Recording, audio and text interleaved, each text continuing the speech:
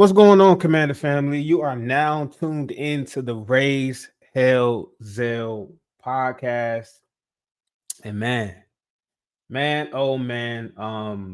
got some news today. We got the first unofficial depth chart of the 2025 season released today. And I want to go over this with y'all, man. I want to go over this with y'all together. It's not too much to really, chat about in terms of how it's really going to look going into the week one of the regular season, but nonetheless it's something to talk about, right? And I went through it, skimmed through it, and I saw some interesting pieces that I wanted to talk to you guys about and see what you guys think. So again, please like, subscribe, comment down below. Even if you can't make the live, just drop a comment. Let me know what the most interesting piece of this depth chart, first unofficial release of this depth chart. Shout out to Zach Selby, who's a senior writer who posted this on the team's website. And yeah, man, let's get right into it. Let's just go straight into it. So yeah, first up, we got offense, wide receiver. And by the way, these brackets, just right here, players and brackets are injured / currently on active reserve. We know Terry ain't injured. Contract dispute, right? So they got Terry, and then they got Michael Gallup, right? And again, just a disclaimer. This is the first unofficial depth chart. Things are subject to change tremendously by the start of week one. So let's just take this all with a grain of salt. But it's very interesting to talk about it. It's something I thought was very interesting to talk about. It's interesting that they got Michael Gallup listed as the second string wide receiver behind Terry McLaurin. Michael Gallup has been injured a lot. This offseason, he hasn't really, well, at least I haven't heard much from Michael Gallup. I know he was nursing a hamstring injury. And it's interesting that they got him second because I've heard Chris Moore's name a lot. I heard Chris Moore have had good days. I've seen Chris Moore have bad days, but he had some drops, right? So it's very interesting to see coming into the first depth chart, they have Michael Gallup listed above him. So that's that. Left tackle, Laramie Tunsil. You already know what it is with Laramie Tunsil. Behind him is Foster Terrell, Tyree Phillips, Lucas Niang. I did hear some things about Lucas Niang, though. He was getting, reps at left tackle and right tackle. So, and this was just this past week. So that's something interesting to think about as well. That he could possibly make this team as well. So we'll see about that. Brandon Coleman, left guard, of course. Now he is nursing some type of leg injury. I'm not too sure the news on that, but Dan Quinn did say that he didn't practice today, and they are unsure if he's going to, travel with the team and be ready for joint practices against the Patriots on Wednesday. So we'll see.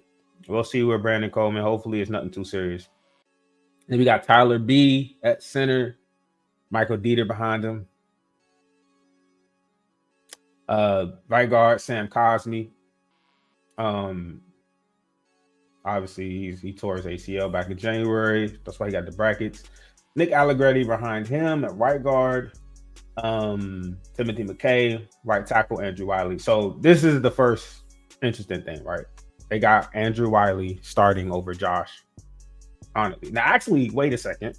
This says or. I just realized that this actually says or.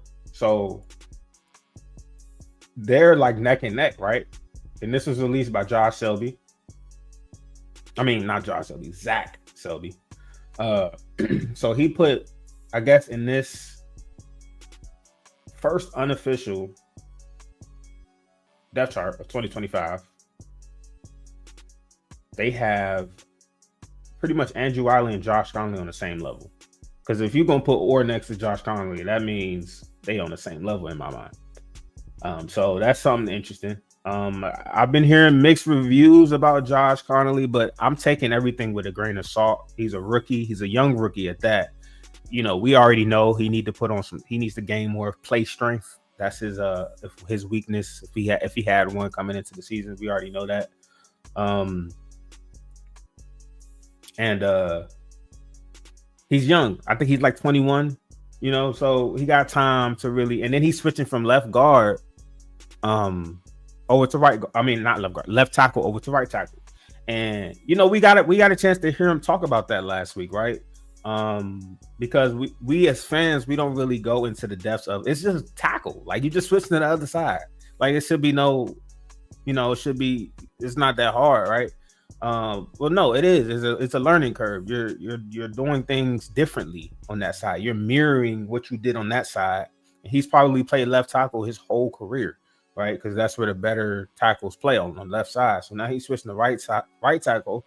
He has to learn. It's muscle memory. He has to learn to rely on instead of his left leg being that kickback leg, he has to learn to rely on his right leg being that kickback leg. And he has to build that muscle memory and do it a few times in game for him to be comfortable. So, I did hear mixed things about him. Some plays he did get blown up and blown back. Some plays he did look good. So again, week 1, I do believe he will be starting right tackle. With Andrew Wylie possibly being our right tackle for this season, because he has taken when Laremy Tunsil goes out, Andrew Wylie goes over here on the left tackle side, and Josh Conley plays right tackle. So definitely look like Andrew Wylie is definitely going to be the swing tackle for this season. And then we got Trent Scott and Bobby Hart. Tight end Zach Ertz, of course, and Ben Sinnott. Right behind them, and then the other side tight end we got John Bates and Kolson Yankoff, Cole Turner, Lawrence Cager, right there on the third string for the tight ends. On the other side for wide receiver, right, we got Noah Brown starting, and then we got KJ Osborne behind him, and we got Jacoby Jones. I think Jacoby Jones is probably, if we keep 6 receivers, I really think he's going to be our 6th receiver. I know some people think Michael, right now, this is the first unofficial depth chart. They have Michael Gallup at 2nd string. I think the upside, though, is Jacoby Jones in my mind. He's lengthy. Michael Gallup's kind of lengthy, too, but I just think Jacoby Jones has a little bit more to offer. He's young. We don't really know what his ceiling is. I would rather take the flyer on Jacoby than Michael Gallup, but it remains to be seen who's going to make the team, right? But it's cool to speculate these type of things in my mind.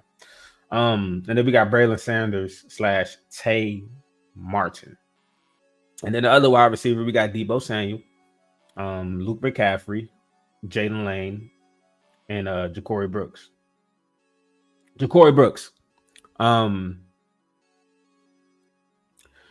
This is the one that I want to make the team. I really want Ja'Corey Brooks to be our 6th wide receiver coming out of Louisville. I think he played at Alabama too. I really want him to be our 6th wide receiver. I want it to be, Terry, Deebo, Jaden Lane, McCaffrey,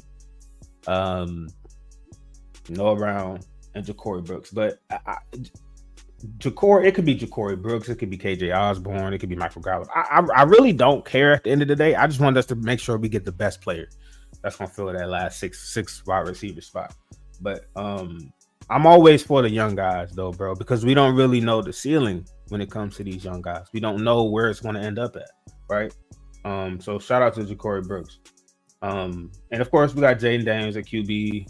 It's interesting they got Josh Johnson over Sam Hartman right now. But again, not too much to go into. It's the first unofficial depth chart. But again, it's fun to talk about these things. Now, running back. We all know Jacory Krosky-Merritt is not the 5th running back on this depth chart. We know that. We know this. He's not the 5th. Listen, he's been getting first team reps more than Chris Rodriguez and Jeremy McNichols in training camp. He's going to be over these guys. Like that's what I say about Josh Conley Jr. Like they're going to start. He's probably going to end up starting week 1 he's not going to start over Brian Robinson or Austin Eckler, but he's going to be that third guy in, So he should definitely be, by the end of the training camp, starting week 1, he's going to be in that third spot. So that means either one of these two, Kazmir Allen and Jameika Felton, they have been solid, I think, throughout training camp, but they're not making the team. They're going to probably be practice squad guys. One of these guys not going to make it. And I think it's Chris Rodriguez who isn't going to make it, unfortunately. I think we're going to keep Jeremy McNichols, to be honest. Because Jeremy McNichols, he offers special teams as well. I know he had that fumble against the Eagles in the NFC Championship game, but he's been solid back there at in special teams. He can block. He's probably one of our best blocking running backs we have. And he just does a lot of good things, right? I would rather keep Jeremy McNichols, but at the end of the day, we know Bill is making the team, and he's going to be that third running back. So this is something, like I said, take all this stuff with a grain of salt. It looks like they're treating the rookies like rookies, and they're going to make them earn it until the end of training camp, especially the first depth chart, except for Amos. They've pretty much said it. I don't know if they said it, but everything they go about with Trey Amos is he started. He's going to be the week 1 starter, right? So shout out to Trey Amos, man. But yeah, B-Rob starting, Austin Eckler, not much to see here, but that Ja'Cory Krosky merit league. Now, let's move on to the defense. So starting DN, Deatrich Wise, Jr., second team, Cleveland Farrell, Javonte Jean-Baptiste for third, fourth, Norrell Pollard. Kind of what you would expect, I would say, at the defensive end position. But again, this is going to be a group where this is the deepest we're probably going to go is our defensive line. Obviously, a lot of these guys are going to play. A lot of these guys are going to get some play time. And we're going to rely on all these guys. Like Deatrich Wise is going to obviously play a lot of good minutes. Cleveland Farrell is going to play some good minutes. He's going to play some good minutes. Javonte, and then you move on to defensive tackle. Deron is going to play some good minutes. Eddie Goldman is going to play some good minutes. I don't know about Sheldon Day this year, but he didn't play that bad last year. He's considering this situation that he came in on. Javon Kinlaw is going to play good minutes. Jerzon Newton is going to play good minutes. Dorrance Armstrong going to play good minutes. We're going to see about Jalen Holmes. I think he's going to make a mark for himself this season. So if you count all these guys up on the defensive line, we're not even talking about the outside linebackers, who's also part of that defensive line. That's 1, 2, 3, 4, 5, 6, 7, 8, 9 players who are going to be interchangeable. And then when you add in Von Miller and Jacob Martin, who are also going to be expected, that's 11 players on this defensive line. I don't know if we're keeping all these guys. I just don't know. This is our deepest group for a reason, because, like I said, this is going to be a by committee type season for our defensive line. They're going to be rotating them in and out real quick, real fast. So it's going to be interesting to see in preseason who steps up, because these guys probably won't play. I don't think Cleveland Farrell's going to play. Really, he'll play a little bit, but I don't think he's really going to play that much. We're going to see Jerzon out there. We're going to see Jalen Holmes. We're going to see Javonte. I don't know. We will see probably a drive or two of Jacob Martin. We're going to see TJ. Shout out to TJ. But yeah, this is the interesting group to see. Moving on to linebackers. Obviously, we got Bobby Wagner and Frankie Louvu as the starters. We got Jordan McGee right there behind Bobby. And every chance I get to talk about Jordan McGee, I'm gonna talk about it, bro, because I really think he could be great, bro. Like in this league, he's freakishly athletic.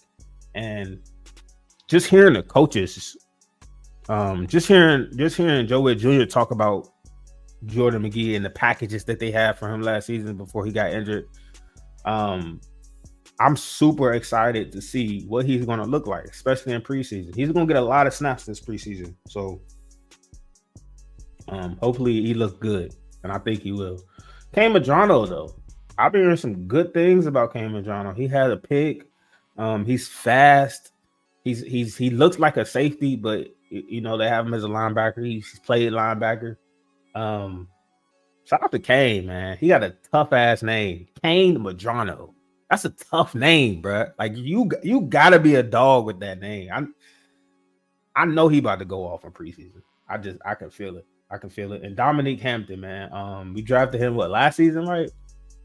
I'm interested to see. I haven't really heard much from Dominique during training camp, so it's gonna be something very interesting to see how he plays during preseason.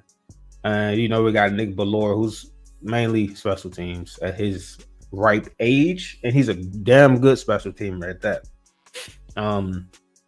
Moving on to the CBs, the cornerbacks. CB1, we got Marshawn and Trey Amos. So Trey Amos is the only rookie right now so far through this depth chart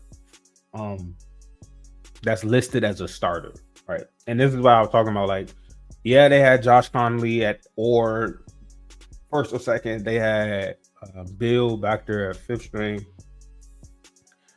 They got Kane at third string. Jalen Lane was back there at third string too, right? I think they had Jalen Lane at third string too, exactly. Trey Amos is starting on the first unofficial job. Like he's going to be starting week 1. So that tells you what they think of him already. And if we can get Marshawn Lattimore back to the Marshawn that we know he can be at, Mikey Sanders still in the slot. This cornerback room is going to be nasty this season. It's going to be real nasty. But behind Marshawn Lattimore, we got Bobby Price. Not too sold on Bobby Price, but Jonathan Jones behind Trey. And Jonathan Jones can play all positions of cornerback on the field. So he's our fourth cornerback right now. And Noah I is our fifth cornerback. These guys, I don't even know if they're going to make the team. I've been hearing some good things with Carlin Vigor, so we're going to see about Carlin, but I don't know about these guys. We probably just keep these five cornerbacks and probably put some of these guys on practice squad when they come to game day. All right. And then we got safety. We got Will Harris and Quan Martin. Interesting to see what Will Harris does. I don't know how much of the preseason he's going to play, but I can imagine that he's going to get at least a rep or two. At least a drive or two at some point. So I'm interested to see how much different he looks from Jeremy Chinn, because